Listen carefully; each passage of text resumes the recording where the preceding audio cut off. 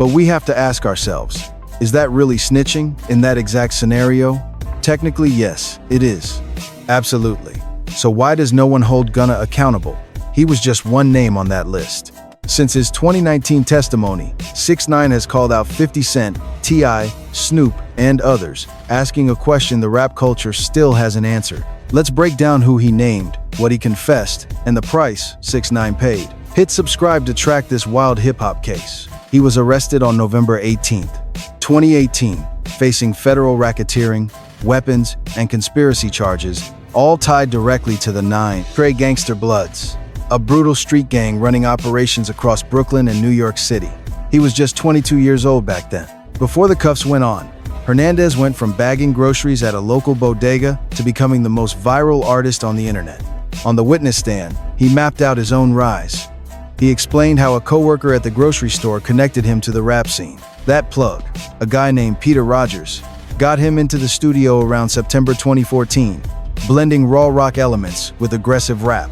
He even toured Europe, hitting Prague and Moscow, pocketing a grand total of just $2,000. But in September 2017, everything exploded. He shot a low-budget video on Madison Street in Bedford-Stuyvesant. When prosecutors later asked if he filmed with dozens of masked men, he agreed. Yes, he testified. That track was Gummo. It went completely viral, instantly putting the young artist on the map. It also pulled him straight into the orbit of 9 Trey. By November 2017, he had officially joined the violent street gang. They crowded his music videos, handled his security, and validated his street persona. His manager, Shotty, was the bridge to the streets. In court, Hernandez admitted he used their reputation for street cred to launch his career. The deal worked smoothly for about a year, but as his star rose on the back of 9 Trey, federal agents were already building a massive file on the crew. Multiple federal agencies were running a deep investigation into the gang's heavy involvement in drug trafficking, armed robberies, and street violence. Wiretaps were active, catching hours of incriminating phone calls, while undercover surveillance teams tracked their every move. Even his flashy social media uploads, the very content that made him famous, were being logged by prosecutors as primary evidence. His public clout was literally building the case to lock him up. Then, in July 2018, things took a terrifying turn. His own crew kidnapped him at gunpoint and robbed him. The abduction, led by Anthony Ellison, shattered any remaining loyalty within 9 Trey. The very men who crafted his tough persona were now his worst enemies. By November 2018, federal agents finally swooped in. Facing the music in custody, his response to the charges was brutally blunt. He was locked up on federal racketeering charges. That was barely the tip of the iceberg, with prosecutors listing violent shootouts, armed assaults, and massive narcotics distribution network. The indictment linked 9 Trey to hard drugs like heroin and fentanyl, alongside brutal attempted murders. The walls were closing in. In February 2019, he pleaded guilty to 9 heavy federal charges, staring down a massive 47-year prison sentence while barely in his 20s. He hadn't even been on this earth that long. He later asked his fans, "Imagine if I kept quiet and took the 47 years? He would be a senior citizen by the time he breathed free air again." He knew the math didn't add up. So, instead of staying silent, he flipped. He started cooperating with the feds just 24 hours after his arrest. When asked if he chose to cooperate with prosecutors, he simply answered yes. He didn't waste any time. Just one single day after being caught, he was singing to federal prosecutors. He officially signed up the day after the raid. By September 2019, he was walking up to the witness stand. Over 3 grueling days of testimony, he detailed the hierarchy of 9 Trey and pointed directly at his co-defendants in the courtroom. He identified Anthony Ellison and Aljamiah Mack, both of whom were quickly convicted of racketeering in October 2019.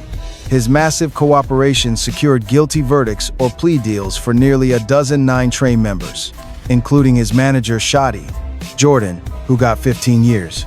Mel Murder Jones received 11, while other key gang associates received heavy federal prison sentences. But the most shocking part of his testimony had nothing to do with street soldiers. It was about major rap stars. Hernandez boldly named Dipset icon Jim Jones as a 9 Trey member and openly brought up Cardi B's past gang ties. He also detailed bitter beefs with Trippie Redd and Chief Keef, confessing that he personally paid for a shooting targeting Keef. Both artists quickly denied the allegations, dismissing his wild claims entirely. Crucially, neither superstar faced any legal charges from his testimony. He merely exposed their street ties under oath. He didn't put them behind bars. In December 2019, he got his sentence. The judge handed him just 2 years with time served, praising his cooperation. He was released early due to pandemic health concerns. That's when 6ix9ine took to social media, running his mouth on podcasts, YouTube, and Instagram Live, pointing fingers at others. He claimed other major artists cooperated with police in their own cases but escaped the snitch label. Where was that same energy as he walked free? One defining question awaited him, one that will shadow his career forever. Drop a like and subscribe for more hip-hop news. When asked why he did it, he never flinched or tried to clean up the narrative. Before we analyze this, make sure to subscribe to the channel. From his very first post-release interview to his latest sit-downs, his defense has remained rock solid. He claims the street code was already dead, broken long before he ever took the stand in that courtroom. In September 2020, he sat down with the New York Times. There, he laid out the timeline of his cooperation, starting with his kidnapping in July 2018, the robbery, and a shocking betrayal. His own crew was sleeping with his child's mother while he funded their lifestyles on tour. It was a devastating defense that caught everyone off guard. His logical argument shocked hip-hop commentators, simply because nobody had ever dared to say these raw truths out loud before. He basically asked, if this street code actually exists, and if there is supposed to be this thing called loyalty and no snitching, then answer this. He dropped the hammer. Where was the loyalty when you were sleeping with my baby's mother? Where was the loyalty when you plotted against me? Where was the loyalty when federal wiretaps caught you trying to take my life? Every time people tried to bring up the code, he pivoted. He kept shifting the spotlight back to their betrayal. He asked, where was the loyalty when you were stealing millions of dollars from me? Our editorial team saw a clear picture. This was not a man who abandoned his crew on a whim, but someone who watched loyalty get destroyed. It was shredded by the exact people demanding he respected. He took families out of poverty, claims he saved crew members from sleeping on rugs. He was just a rainbow-haired kid from Brooklyn who rapped. He was never a real gangster, but he found a way to get everyone paid, and in return, he got kidnapped, beaten on video, robbed, and targeted in a murder plot captured on a federal wiretap. At the same time, he fired back at critics who argued he should have known exactly what he was getting himself into. He explained that when he first linked up with the gang, there were absolutely no bad intentions or ill will from his side. His logic is direct. The early days were not sinister. The music blew up, Gummo exploded, and they kept repeating that successful formula. But somewhere between hit records and street meetings, the situation spiraled completely out of his control. Now, let us look at the hardest hitting part. If the street code is truly about honor, integrity, and morals, the very principles he listed under oath, then who actually broke the rules first? That single question has become the core of 6ix9ine's strategy. If you find this breakdown interesting, please hit that like button. He pushed this narrative on Fox 5 New York, telling Lisa Evers that taking the stand was his only real way to survive. He claimed anyone else would do the same. On Logan Paul's podcast, he revealed that his holding facility was actually packed with cooperators. He called it a rat jail, arguing that working with the federal government is much more common than the hip-hop community wants to admit. Speaking with Billboard, he connected the snitching debate to his album, Tattletales, showing absolutely zero regret for his controversial choices. From 2020 all the way through 2026, his story has not changed one bit. The consistency has genuinely surprised many commentators.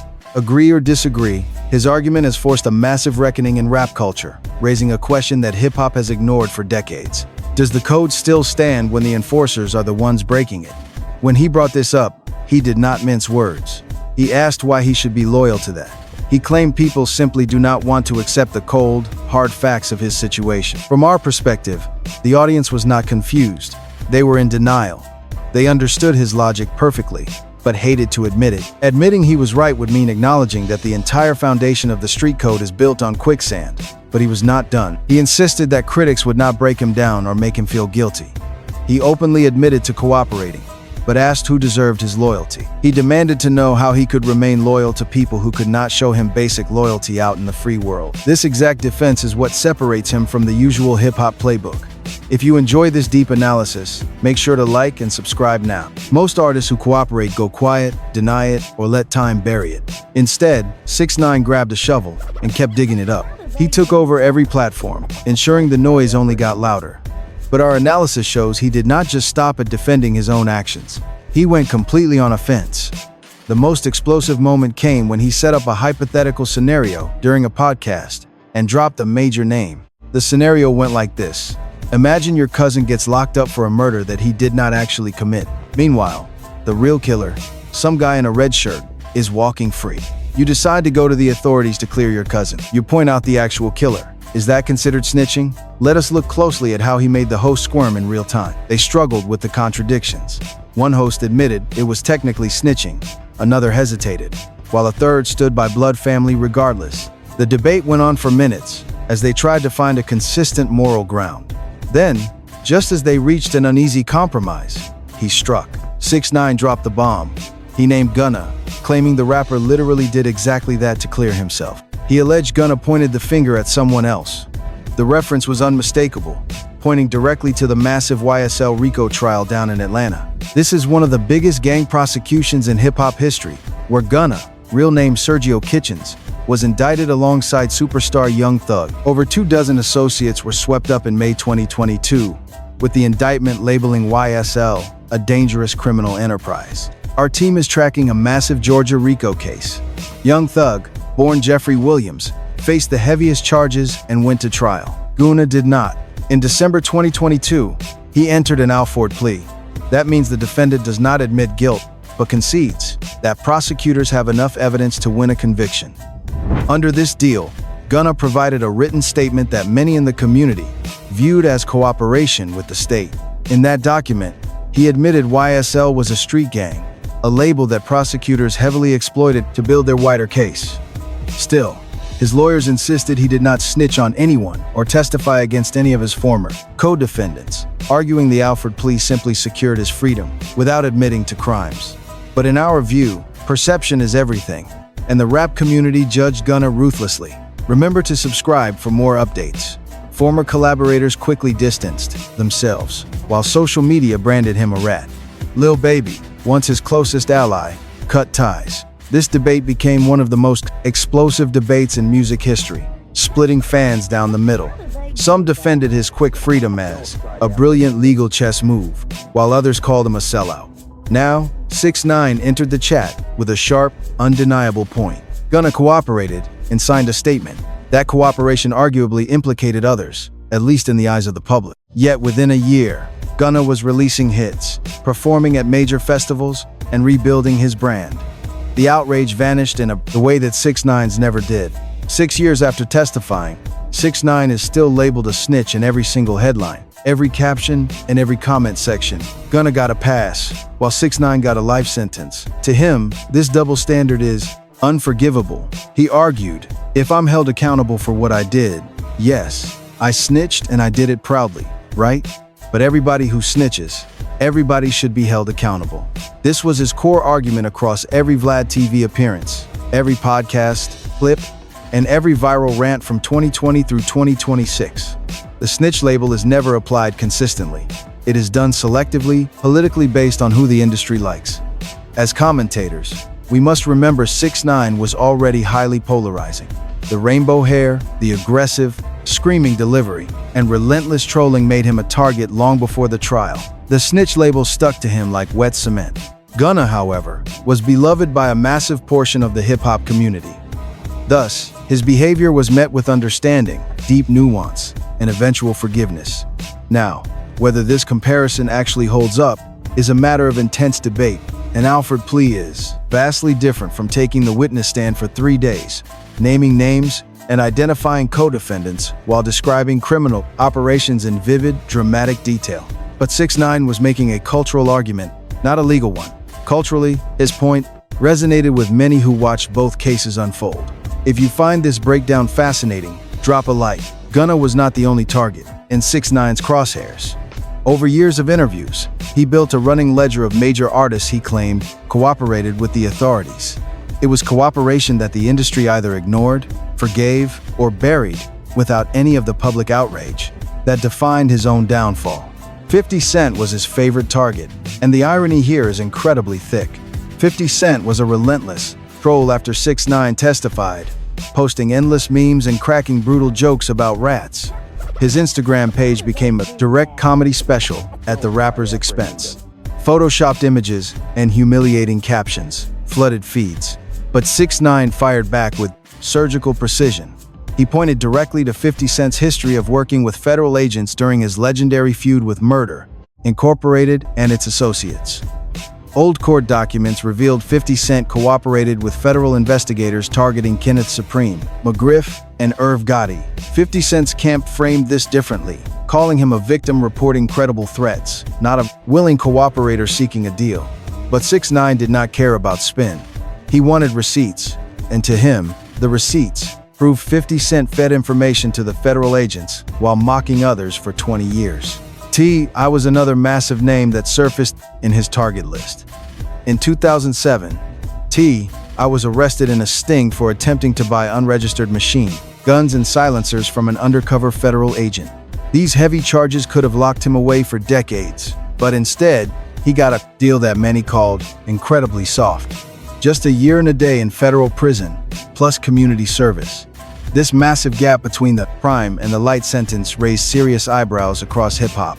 Rumors circulated, though never fully proven in public, that this highly favorable outcome required some form of cooperation with federal authorities. T.I. has consistently denied snitching, with his lawyers framing the deal as community service and youth outreach rather than any real investigative cooperation. Yet, the rumors persisted in barbershops and online forums for years. Make sure to subscribe to stay updated on this story. 6ix9ine weaponized this, asking fans why T.I. could release music, host television shows, and act in films, while still keeping his legendary street credibility, if the streets are truly built on a strict, unbreakable code. Snoop Dogg also posted brutal meme targeting 6ix9ine after he took the stand. Rainbow wigs, rat jokes, and utter mockery. The West Coast legend, 6ix9ine's response was sharp. Snoop had acquitted of a 1996 murder charge, leaving questions that circulated for decades about how that acquittal came together. But 6ix9ine stopped, short of making a direct, specific accusation of cooperation. Still, he leaned heavily into the implication, questioning how a superstar who built an entire career on a street-hardened gangster image could simultaneously maintain such a comfortable, decades-long relationship with law enforcement institutions, community policing programs, and corporate America. The subtext was clear. If you are going to call him a rat, make sure your own closet is clean first. In a 2026 interview with Vlad TV, 6ix9ine widened the net even further. We saw him mention Boosie Badazz, Lil Durk, and Gucci Mane. With Gucci, the argument centered on his well-known history of plea deals and his relatively smooth reintegration into mainstream hip-hop after serving time. Gucci served years in federal prison, came out transformed, married, sober, and was welcomed back with open arms. 6ix9ine pointed out that plea deals by their very nature involve concessions to the prosecution, cooperation, or at least an agreement not to contest the government's narrative. Regarding Lil Durk, 6ix9ine referenced the ongoing legal proceedings, suggesting that cooperation within Durk's circle was inevitable, and in some cases already occurring behind closed doors. With Boosie, the conversation turned to selective moral outrage. He had been the loudest voice calling 6ix9ine a rat, but 6ix9ine pushed back, questioning whether Boosie's own associates had truly maintained the code when federal pressure was applied to their lives and freedom. The pattern was consistent and deliberate. 6ix9ine was not trying to prove these individual rappers were snitches in a courtroom verified legal sense. He wanted to prove something broader and more uncomfortable, that the hip-hop industry's no-snitching code was a performance, a myth, a carefully maintained fiction that collapsed the moment real federal pressure was applied to anyone's life and freedom. His argument drew support from an inconvenient reality. Federal conviction rates in the United States hover above 90%. And a significant portion of those convictions come through plea deals involving cooperation. The federal system is designed to incentivize cooperation. Mandatory minimum sentences create enormous pressure. Sentence reductions are offered in exchange for information. The entire architecture of federal prosecution is built around convincing defendants to talk. In that context, 6ix9ine argued he was not the exception. He was the norm, simply the only one honest enough to say it on camera. He argued that critics would have made the same choices. That line cut to the core of his argument. The people telling him he should have stayed quiet were the same. people who would have moved on with their lives while he rotted in a federal prison for nearly half a century. He openly admitted he would be mad if a rapper came home and did bigger numbers. Meanwhile, others would have partied, traveled, built careers, raised families, while he sat in a cell for a code that, in his view, nobody was willing to die for. He even acknowledged the absurdity of his own position. A confessed cooperating witness, pulling better numbers than the rappers who claim to have kept the code. As commentators, we understand the fury. We see why artists who spent their entire careers building a reputation on loyalty would lose sleep over a man who testified in open court, then came home to platinum plaques and millions of views. He understood it and simply did not care, because in his framing, the outrage was never about the code. It was about his survival, his success, and that the label rat did not destroy him as expected. In every interview, from the Impulsive podcast to the Billboard sit-down to the Vlad TV marathon, he said the same thing. He did it, he would do it again.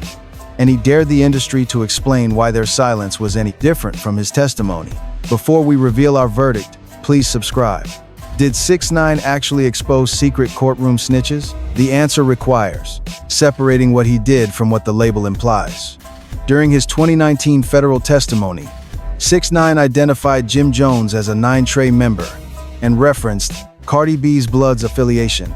He discussed feuds with Trippie Redd and Chief Keef, but he did not testify that any of those rappers had snitched. He described gang associations and beefs under cross-examination, not secret snitches on the witness stand. None of those rappers were charged or prosecuted as a result of what he said. His testimony was strictly about 9 Trey's operations, its members, and its crimes, not other rappers' cooperation. What he did extensively and relentlessly across dozens of interviews from 2020 through 2026 was point at other artists, arguing they cooperated with law enforcement without ever being branded with that same scarlet letter. He cited Gunna's YSL plea, 50 Cent's Murder Incorporated ties, and T.I.'s remarkably lenient sentence on federal weapons charges. He raised the whispers around Snoop Dogg's 1996 acquittal, pointing to the broader pattern of plea deal and sealed statements across the industry. But revealing is a strong word. 6ix9ine never produced court documents or sealed testimony, proving these rappers snitched. As commentators, we see he made arguments, drew comparisons, and asked questions to force the culture to confront its own contradictions. And in some cases, Gunna's plea being the most prominent, the facts were already public record, debated endlessly in the same media outlets covering his own case. He was not breaking the news. He was reframing existing information through the lens of a man who felt a massive double standard pressing down on him. This distinction matters.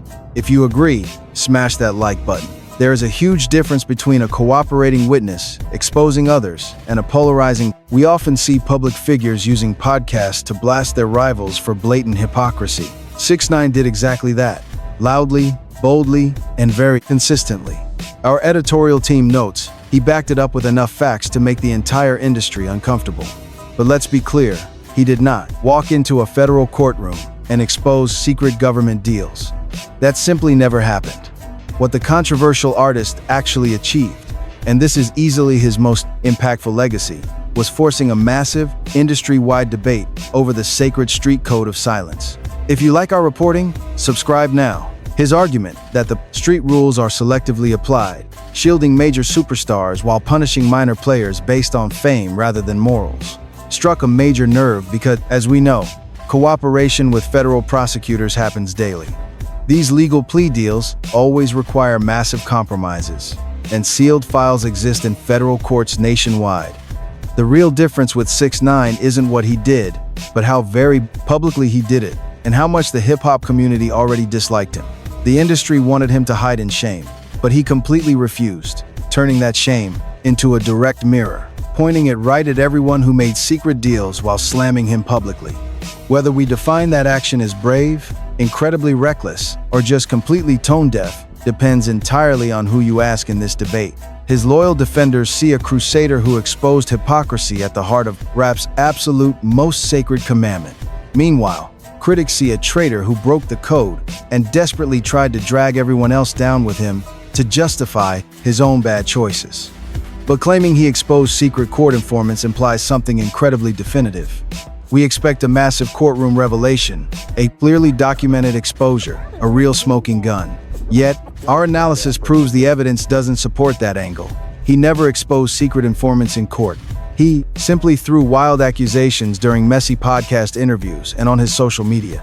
This distinction is massive, and it's the entire point. What we can't deny is he sparked a major conversation that the rap industry has been completely unable to silence. 6 years after he took the witness stand, our coverage shows this topic is louder than ever. Please like and subscribe. Check out our other featured videos on your screen now.